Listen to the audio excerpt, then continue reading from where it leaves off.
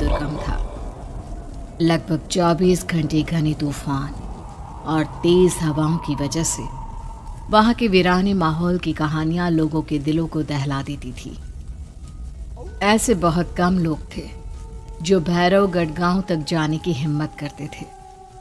लोगों का कहना था कि इस गांव के आसपास बुरी आत्माओं का साया मंडराता है।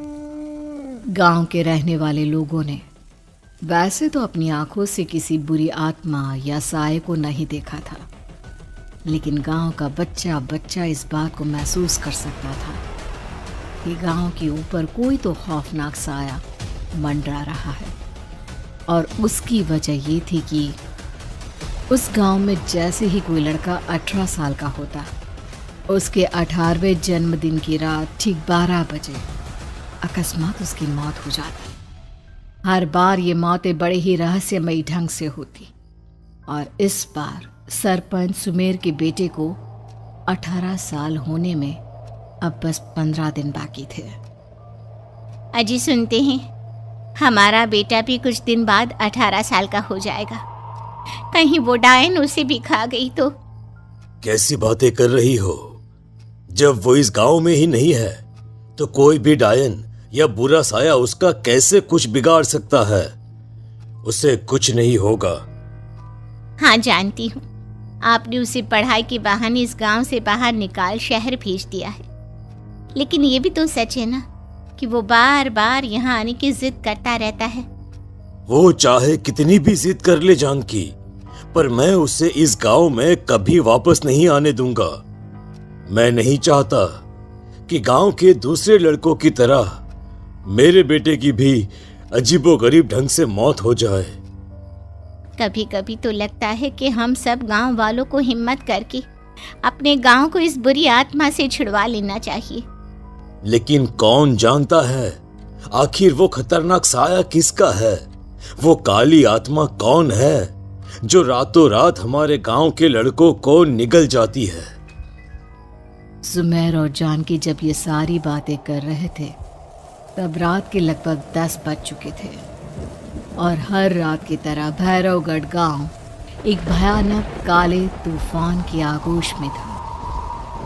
बाहर चल रही तेज हवाएं और बारिश के बीच कभी कभी ऐसा लगता जैसे कोई बुरी तरह से चीख रहा है। किसी के तड़पने और चीखने की आवाजें गांव के कानों में बार बार टकराती, पर वहां रहने वाले किसी भी औरत या आदमी के अंदर इतना साहस नहीं था कि वो अपने घर से बाहर कदम रख के उन आवाजों तक पहुंच सके। सो जाओ जानकी और घर के खिड़की दरवाजे कसकर बंद कर दो। अब जानकी सब खिड़कियां ठीक से बंद करने ही लगती है कि तभी उसे अपने घर के दरवाजे पर जोर जोर से खटखटाने की आवाजें सुनाई देती है। इन आवाजों को सुनकर जानकी और सुमेर के चेहरे डर से पीले और हाथ पैर ठंडे पड़ जाते हैं। जानकी, जानकी, इतनी रात कौन होगा? पता नहीं, ऐसा लग रहा है कोई बुरी तरह से दरवाजा खटखटा रहा है। अरे हाँ, पर किसी की आवाज भी तो नहीं आ रही। क्या करूं? दरवाजा खोल लूं या नहीं? कहीं ऐसा ना हो कि किसी को हमारी मदद की जरूरत हो। लड़खड़ाते कदमों से सुमेर दरवाजे के करीब जाता है और अपने कान को दरवाजे पर रख धीरे से आवाज देते हुए पूछता है, कौन? कौन है? कौन है वहां? तभी एक बेहद डराने वाली आवाज उसके कानों से टकराती है। दरवाजा खोलो, दरवाजा खोलो, वरना आज की रात इस गांव में कोई जिंदा नहीं बचेगा। मैं जानती हूँ तुम्हारा बेटा 18 साल का होने वाला है। अगर उसकी जान की जरा भी परवाह है तो दरवाजा खोल दो। इस आवाज को सुनते ही सुमेर घबराकर पीछे हट जाता है और जानकी को पूरी बात बताता है। कहीं वो डायन हमारे घर तक तो नहीं पहुंच गई? अब हम क्या करेंगे? मुझे दरवाजा खोलना ही होगा जानकी। मेरे पास अब कोई रास्ता नहीं है। इतना कहकर सुमेर डर से अपनी दोनों आंखें कसकर बंद करता है और कांपते हाथों के साथ झटके से दरवाज़ा खोल देता है। तभी किसी के जोर से हंसने की आवाज़ सुमेर और जानकी को सुनाई देती है। उस आवाज़ को सुन दोनों दरवाजे की तरफ देखते हैं और सामने अपने बेटे राहुल को खड़ा देख दंग रह जाते हैं। राहुल के हाथ में उसका मोबाइल होता है जिसमें से वो आवाज़ बज रही थी। ये क्या मजाक है? और तू यहाँ, तुझे मना किया था ना गांव में आने को, समझ में नहीं आता क्या? 18 साल का होने वाला है तू। माँ, आप लोग भी पता नहीं किन अंधविश्वास भरी बातों पर भरोसा करते हैं। क्या मैं अपने घर नहीं आ सकता? आप लोगों से नहीं मिल सकता? देख बेटा, हमने तुझे किसी वजह से ही इस गांव से दूर रखा था और यहां आकर तूने अच्छा नहीं किया। चल चल चल, मैं तुझे अभी के अभी वापस शहर छोड़कर आता हूं। ओफो पापा, आप बेकार की बातों से परेशान हो रहे हैं। बाहर इतना तेज अंधड़ तूफान चल रहा है, कहीं जाने की जरूरत नहीं है। मैं बस आप लोगों से मिलने आया हूं, कुछ दिन रहकर चला जाऊंगा। दिमाग खराब हो गया है इस लड़के का, नहीं जानता कि इस गांव में ये सुरक्षित नहीं है। किसने कहा था तुझे यहाँ आने को? ये आवाजें सुन, बाहर से जो आवाजें आ रही है तुझे सुनाई नहीं देती क्या? अरे माँ, जब जोर से तूफान चलता है, तेज हवाएं चलती हैं, तो इसी तरह की आवाजें आती हैं। ये बहुत नॉर्मल है माँ। नॉर्मल होगी तेरे लिए बेटा। 4 दिन शहर में पढ़कर आया है तो अपने माँ बाप की बात नहीं मान सकता। माँ, मुझे अभी बहुत जोरों से भूख लगी है, पहले कुछ खिला दो, और रात भी बहुत हो गई है। हम इस बारे में कल बात करते हैं, ठीक है? राहुल के वापस आ जाने से जानकी और सुमेर की आंखों की नींद उड़ गई थी।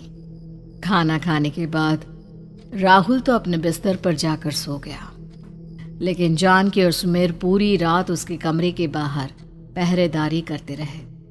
उन्हें पल पल इसी बात का डर था कि कहीं उनके बेटे को कुछ हो ना जाए। रात बीतती है, सुबह का सूरज निकलता है। अब जैसे ही वो राहुल को नींद से जागते देखते हैं तो उन दोनों के दिल को सुकून मिलता है। अरे माँ, पापा, आप अभी तक यहीं बैठे हैं? क्या पूरी रात सोए नहीं? जिनके जवान बेटी की जान को खतरा हो, उन माँ बाप को नींद नहीं आती बेटा। अब तो वापस शहर चला जा। देखो माँ, मैं किसी जरूरी काम से इस गांव में आया हूं, और वो काम पूरा होने के बाद मैं खुद यहां से चला जाऊंगा। काम? गांव में तेरा क्या काम है? पापा, मैं बचपन से ही इस गांव के बारे में बेहद डरावने किस्से सुनते आया हूं, इसीलिए अब मैं उन्हीं किस्सों के ऊपर डॉक्यूमेंट्री फिल्म बनाऊंगा। रिसर्च करना चाहता हूं कि आखिर सच्चाई है क्या। हे भगवान, लो जी, सुन लिया, और भेजो इसे पढ़ने के लिए शहर। मैंने आपसे पहले ही कहा था, मेरी बहन के पास दूसरे गांव भेज दो। ना ये शहर जाता और ना उल जुलूल की बात इसके दिमाग में आती। जानकी और सुमेर राहुल को समझाने की बहुत कोशिश करते हैं, पर वो किसी की बात नहीं सुनता और अपना कैमरा लेकर गांव की पास वाली काली पहाड़ी की तरफ निकल जाता है। अब राहुल जैसे ही काली पहाड़ी पर पहुंचता है, उसकी नजर पहाड़ी के ठीक बीचों बीच बनी एक पुरानी झोपड़ी पर पड़ती है। यहाँ भी कोई रहता है क्या? ये इंटरेस्टिंग होगा। राहुल की आवाज पहाड़ों से टकराकर उसके कानों में सुनाई दे रही थी। उसने चारों तरफ का नजारा देखकर वहां की तस्वीरें अपने कैमरे में उतारना शुरू कर दिया।